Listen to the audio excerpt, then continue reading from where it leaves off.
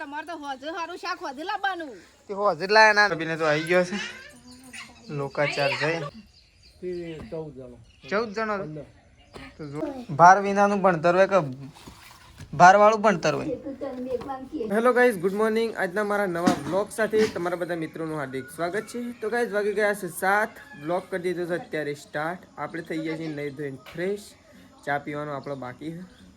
તો જો એ તો તેજલ ભાભીને એવું ઉઠી ગયો છે. તેજલ ભાભીને એવું કચરા પોતું અને સોણ ભરવાનું છે. Good morning. Good morning. પતિ ગયું કામકાજ? તો હું જો 2 ઘરોમાંથી કચરો અને આરતી કરવાની છે. સોણ પણ ભરાઈ ગયું છે, ઢોર બોર ધોવાઈ ગયો છે. ચા પીધો બાકી? ઓહો, તમારે આરતી કરી. તો તેજલ ભાભીને ચા પીવાનું બાકી છે. તો તેજલ ભાભી એવું છે ને પહેલાં કચરો વાળી દે છે. કચરો વાળી પછી આરતી થશે. આરતી પૂરી થશે પછી ચા.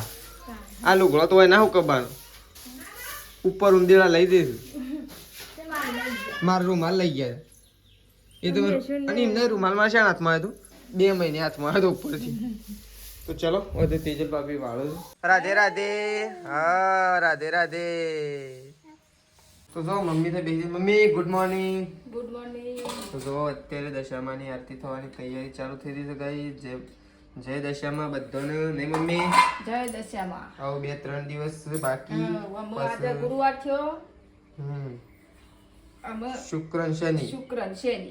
પછી આપણે જતા રહીશું દશામાં પધરાવા માટે. 10 દિવસ દશામાં બધાના ઘેર હશી ને મમ્મી? તો ચલો મમ્મી એવું આરતી કરવાની છે. તો આરતીનો ટાઈમ થઈ ગયો છે. તો મમ્મી એવું બધી તૈયારીઓ કરે છે. અને 12 વરસાદની થોડી તૈયારીઓ કરી દીધી છે. આખી રાત મમ્મી કાલનો વરસાદ આવ્યો કોઈ કાલ સવારે જોયો તારનો અને અત્યારે આવી ગયો ટાઈમે દૂધ ભરાવાનું. તો ચલો મમ્મીનું કોમ કરે છે. મમ્મી એવું તૈયાર કરે બધું. આપણે દૂધ ભરાવવા માટે જઈએ એમ. તો ચલો નીકળી ગઈએ ફટોફટ. તો જો સંગીતા ભાભી તો આવી ગયા છે ફતેપુરાથી. ત્યારે વહેલા ગુડ મોર્નિંગ. તો જો બધું ચા બા મુકાઈ ગયો છે. મારે જ પીવાનું પહેલાં નહોતું પીધું. તો જો ચા મૂકી દીધું છે સંગીતા ભાભીએ. તો એ તો જો મમ્મી તો ત્રિશુને આખો. અરે મેશુને ઊંઘાડી દીધું મમ્મી. હા ત્યાંથી. તો ચલો મમ્મી હવે હજી લોકો કહી જવાનું છે ને મમ્મી એટલે ઉતાવળ છે. તો જુઓ વૈકણ તો વહેલા બેસી ગયો છે લુગડો ધોવા માટે. ધોઈ ગયો લુગડો? શોથી ધોઈ ગયો. આખું તગારું ભરેલું પડી છે ને આખું. હા વહેલા કપડો ધોવાય છે. હા હાબુ છે મેં હાબુ સારું નહીં આવે. આમ લુગડો સારો ઉજળો નહીં કરતો. 80 વાગે જવાનું. અમને આકલો જલ્દી. હું જાઉં છું થોડું બહાર. કોઈ સારું મમ્મી કે તમે વાટવા જઈએ છીએ ને મમ્મી કે હા તે અત્યારની જ વાટવાની કે એ તો 2 12 વાટે એટલે હાલ ચાલી રહે. તો 10 વાગે તો આવી જાઓ. 11 વાગે લ્યો એ તો વાટવાની તો કરી છે. તો જો હોય તો ચા મૂકી દીધો છે સંગીતા ભાભી. મમ્મી આવી જશે ગાળવા માટે. હજુ રોટલા બનાવવા બેઠો તેજલ ભાભી ને મમ્મી આવી જઈ બનાવવા માટે છેલ્લે. એટલે લાસ્ટ છે ને લાસ્ટ ચાન્સ મમ્મીને મળે છે નહીં મમ્મી? જલ્દી ઉકાળાડો હતા. ઉકળી ગયો હોય તો રકબીમાં આપી દો મને. કાલે સા વધારે પીધું તો હું એટલે હું કીધું અત્યારે છે ને વહેલા નહીં પીવું સા એટલે નહોતું પીધું. એટલે મને હાલ દે. ઓ તે તો ડાયરેક્ટ હાલશે કોઈ ગાળ્યા વગર. પણ ઢોળી શું કરા દેવું પડે. તો જુઓ ચા બા મૂકી દીધો છે. ચા પી લઈએ ગાઈ. આપણે જવું છે અત્યારે થોડું કોમકાજ છે નહીં મમ્મી? હળોલ જઈએ. હળોલ હા હું કોમ છે રેત લેવા જઈએ. રેત મંદિરની રેત લેવા જઈએ. કારણ કે છે ને આ નદીમાં તો જાય જ નહીં ટ્રેક્ટર. બસ આ નદીમાં તો ટ્રેક્ટર જ નહીં જાય. તો વરસાદના લીધે જઈએ કયું નહીં એટલે ગાઈ જઈએ છીએ. તો જુઓ તેજલ ભાભીને તો આવી ગયો છે લોકાચાર જાય. તેજલ ભાભીને આવી ગયો છે. ગાડી લઈ ગયો. હા આખી ઇકો ભરી લેજી. એ ગાડી જ કહેવાય કે કેટલા જણો હતો પપ્પા? 14 જણો હતો. તો જુઓ પપ્પાને તો જઈને આવી ગયા છે મેશીન બધો. અમે જઈને આવી ગયા રેત લઈ. તો તો જો હોય તો તેજલ ભાભી લઈને બેસી ગયો મફળિયો. ઓ તો સીધી ખાઈએ ગયો. મારા કરતા બધા તો ખાધી. આ હું થોડી ખાધી મારે પેલી રે રહેશે. તો કાંઈ મફળીઓ શેકી હતી પટીએ જઈશું થોડી એક જ શેકી હતી થોડી વધારે શેકી હોત તો સારું હતું. ચલો હવે તો મફળીઓ તો પટી દેશે. જો હોય તો મમ્મી અને પપ્પા અને બા બધા ખાવા માટે બેસી ગયા.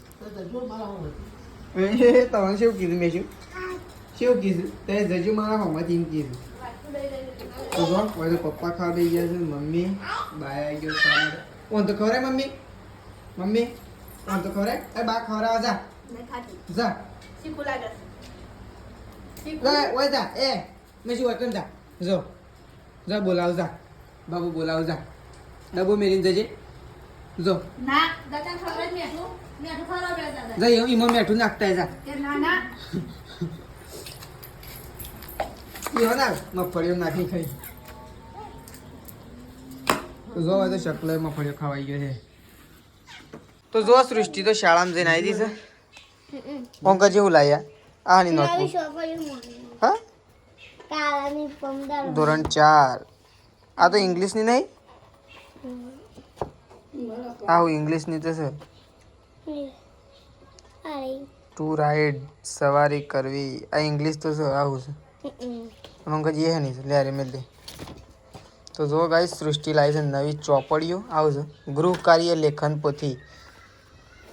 તો અમારે લખવાનું છે બેન લખાવી પણ એમને એક એમને કોઈ લખવાનું ચાલુ ના કરી દેતી ભાઈ એકડી બેન લખાવી અને ઓ અંગે થેલો બધાય આટલો બધો ચોપડો પપ્પા મને ચોપડો તો જો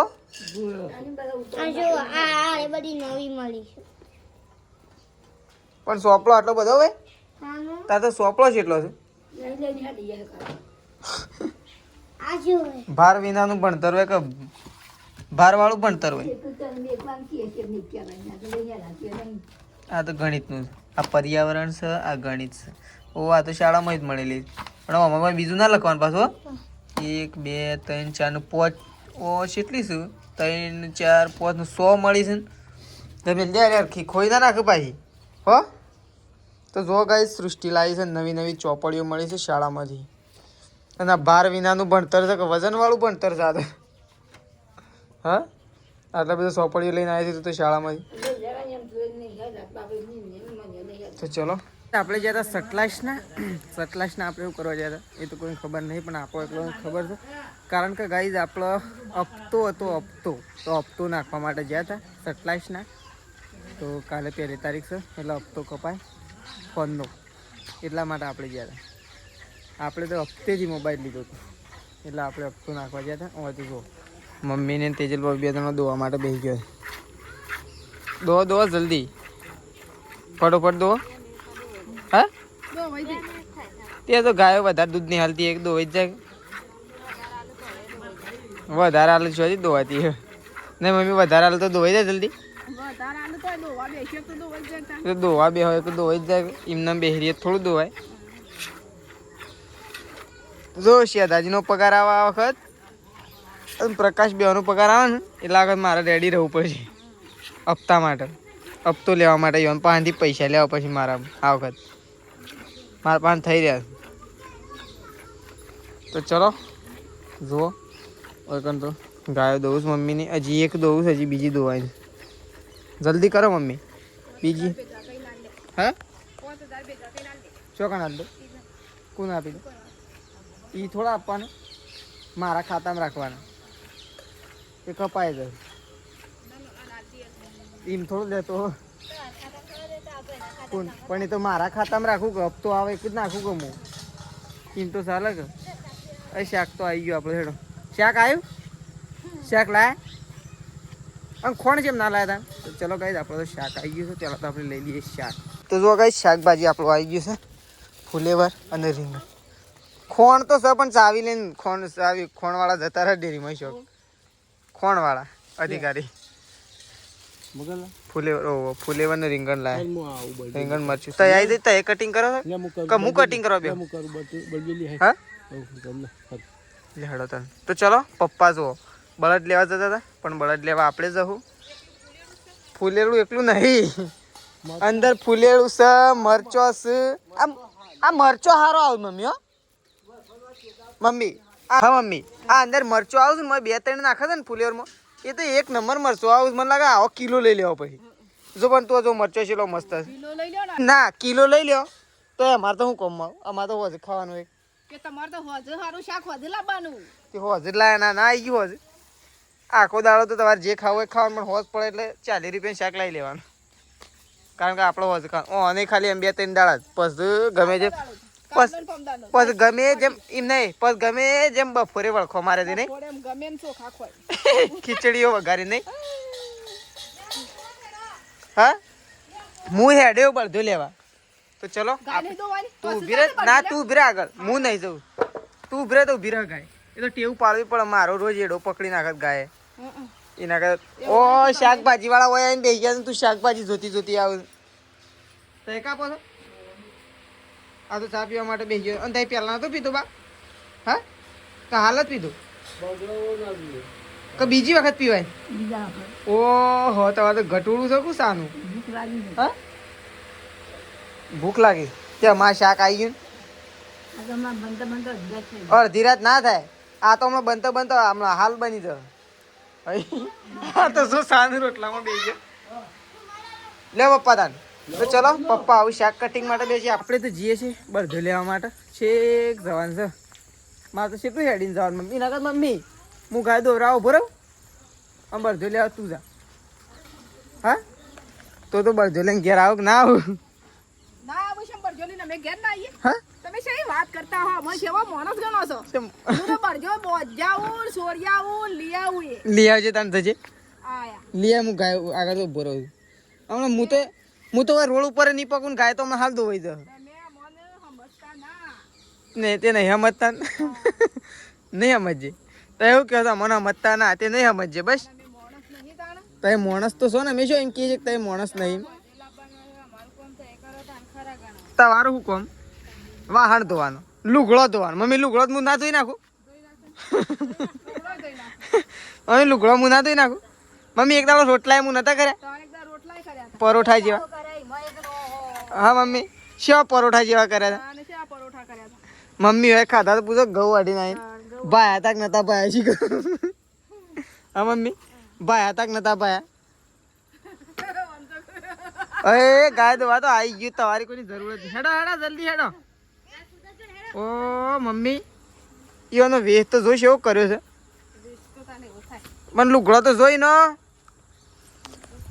તો ચલો આપણે જઈએ છીએ એવું બળધો લેવા માટે. કારણ કે ફટોફટ બળધો લઈ આવી એટલે કડો એકમ ગાયો બાયો ડૂબી ગયો. તો ચલો સીધા મળશું હવે આપણે બળધાવાળા ખેતરમાં જઈને. તો સીધા બળધો લઈને ઘેર આવીશું ને તાણ જ મળશું. કારણ કે રસ્તો એવો છે નીકળે એટલા માટે. તો ચલો નીકળી જઈએ ખેતર બાજુ. તો જો ગાય તો સંગીતા ભાભી બેસી ગયો છે રોટલા કરવા માટે. જો લોટ બંધાવવાનું ચાલુ થઈ ગયો છે એટલે હવે થોડી વાર લોટ બંધાઈ જશે એટલે અહીંયા ચાલુ થઈ જશે રોટલા કરવાનું. તવી બવી મૂકી દીધી છે ગરમ થવા માટે. જો હવે તો પપ્પા બેસી ગયા છે શાકભાજી કાપવા માટે. ઓ ફુલેવર તો કપાઈ ગયું. તાન ફુલેવર તો કાપતા હું વાર એમ નહીં વાર નહીં 500 છે પોક્ષેટ કરું બદન. અસલ પોક્ષે હા પોકી રે. હા તો બધું પૂછ્યા નહીં રે બધું કોઈ ના પૂછો ના રે નહીં કમ્પ્લીટ થઈ જાય. રીંગણ ને 2 થઈ જાય. એ મરચો ને બરચો બધું કાપી દે પપ્પા મને બરોબર. એ બધું મેં ભેગું કાપી જ દઉં. નહીં ચાલે બધું ભેગું. તો જો પપ્પા તો બેસી ગયા છે કાપવા માટે. કપાઈ રવા આવ્યું છે થોડું બાકી છે અડધું હજી. અને તમારે આરતી નહીં કરવાની? શાનું છેલ્લી વાર છે નહીં પાછું હજી વાર લાગશે થોડી. એટલે આરતી નહીં એટલી કોઈ પપ્પાએ શાકભાજી કાપી રહ્યું. પપ્પા તો બસ જતા રહે ટીવી ઉપર.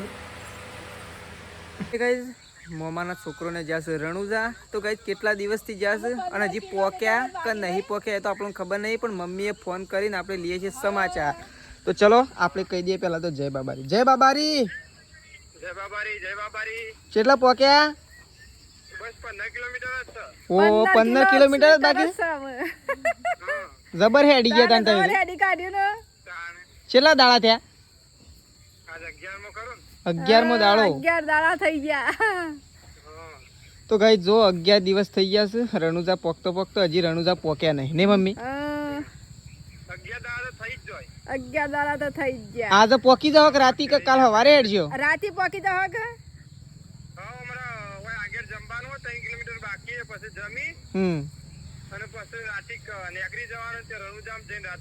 હા 3-4 વાગે પોકી જાવ કે 10 વાગે તો ઉઠ્યો એવા જ દર્શન કરવાનો. હા એક તો જો દાડો guys, દર્શન થઈ ગયે. 11 દિવસથી રણુજા જઈશ 11મો દિવસ છે આજે અને સવાર પડતો 12મો દિવસ થયો તો 12 દિવસે રણુજા પહોંચી રહ્યો છેક વિસનગર થી આગળ લગભગ કેટલા કિલોમીટર થાય 10-12 કિલોમીટર થાય ત્યાંથી નીકળ્યા છે રણુજા જવા માટે તો 12 દિવસે રણુજા પહોંચી રહ્યો. રાજસ્થાનના મુખ્યમંત્રી આવું છે કે અમારે એના પહેલા દર્શન કરી દેવાના એવું છે હા તો બરોબર અત્યારે ટાઈમ થઈ ગયો છે દશામાની આરતી કરવાનો ટાઈમ થઈ ગયો છે તો મમ્મી તેજલ ભાભી સૃષ્ટિ ને મેશુ તો બધો લાગી ગયો છે આરતી કરવા માટે. હજી આરતી ચાલુ નહીં કરી પણ આરતી ચાલુ કરવાની તૈયારીઓ થઈ રહી છે. એ તો ઘરમાં જો આવું બધો માથો ઓળાવું છે નહીં ધોઈને કમ્પ્લીટ થઈ ગયો છે અને એ આરતીઓ થઈ છે. મમ્મી દશામાની આરતી કરવા આવી ગયા છે મમ્મી ને અને આપણે મામાના છોકરાના ન્યૂઝ લઈ લીધા છે ને મમ્મી. રણુજા પોકવામાં 15 કિલોમીટર બાકી છે. જય બાબારી બધાને.